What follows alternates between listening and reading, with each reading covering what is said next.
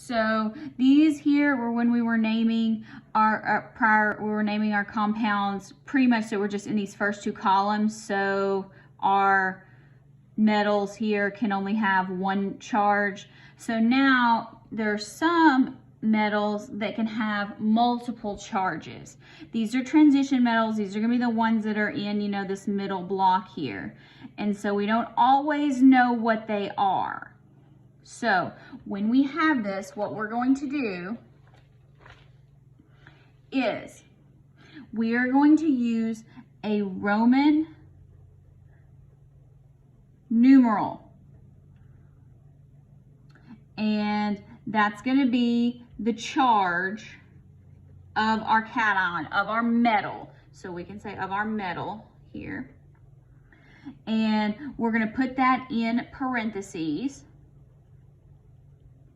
after the name of the cations that have a variable charge. So here you have to list your charge. Now, there are a couple of exceptions in this transition block. Those are zinc, cadmium, and silver. So zinc is always +2, no exceptions. Cadmium, always +2, no exceptions. Silver, always +1, no exceptions. Virtually all of these others, they can vary.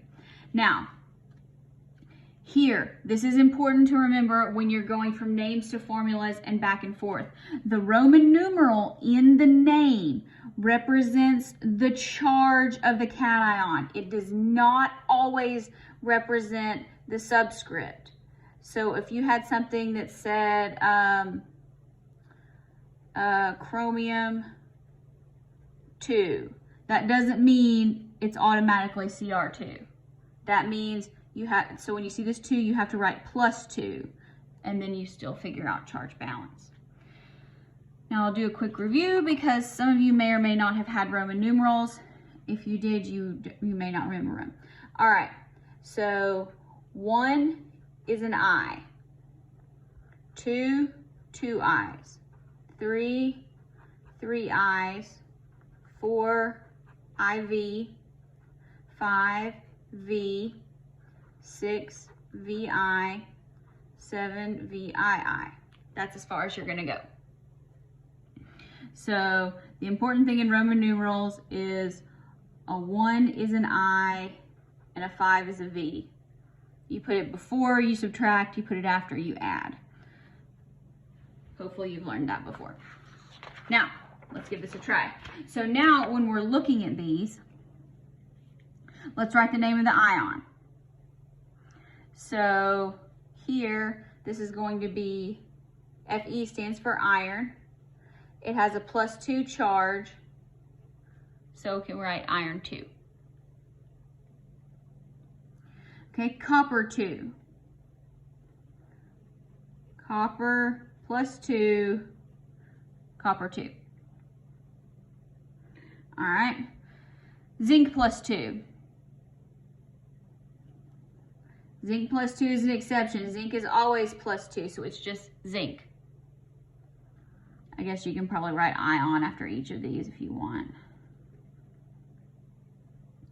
All right, Pb +4. Pb is lead.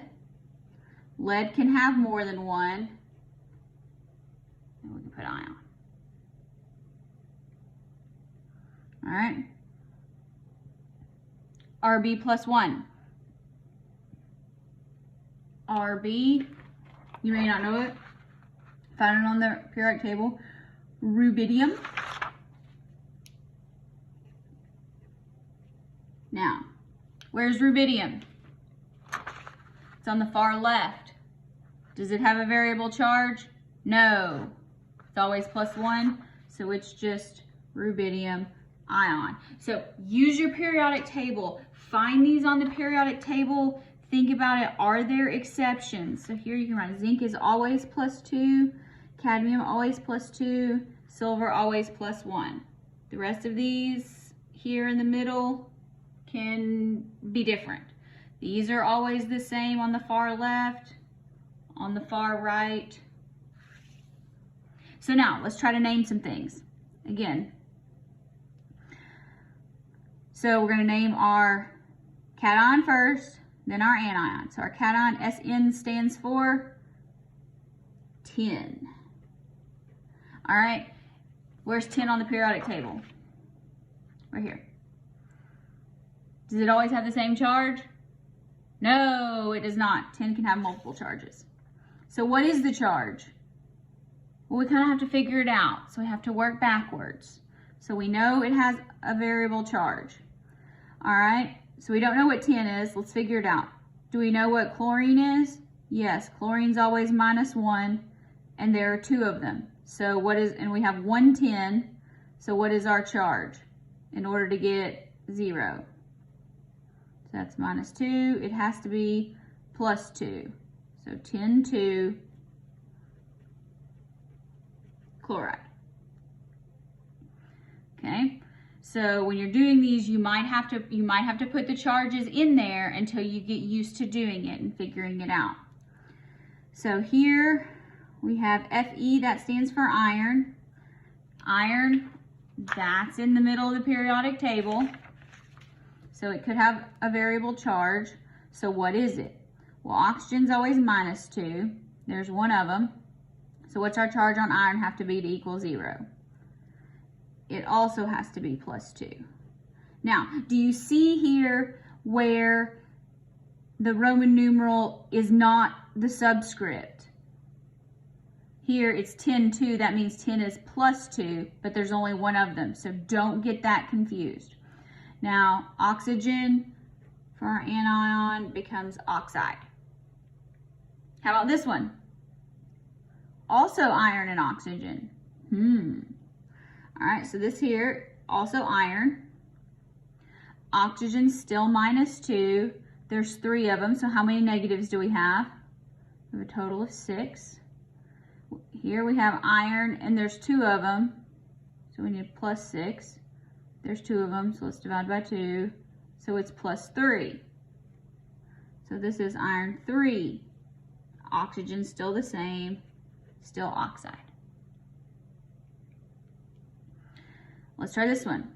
Cu stands for copper.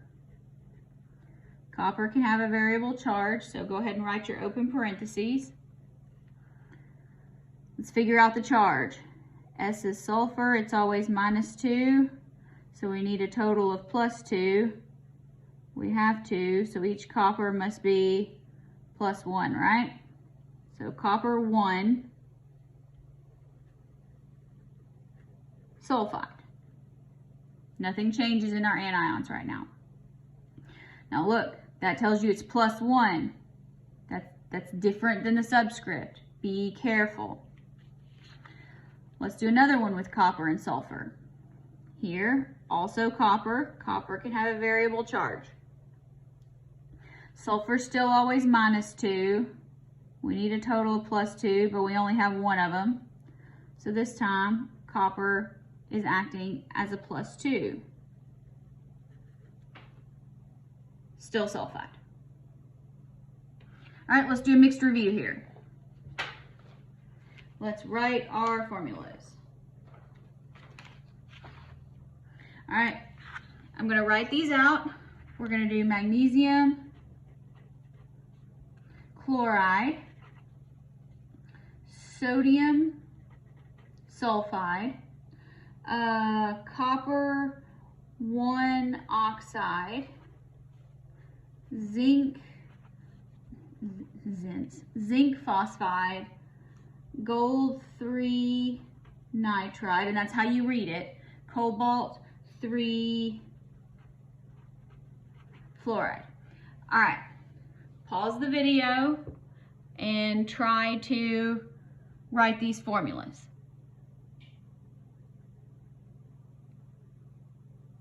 Did you pause the video? Well, let me write the answers anyway. MgCl2, sodium sulfide, Na2S, copper 1 oxide,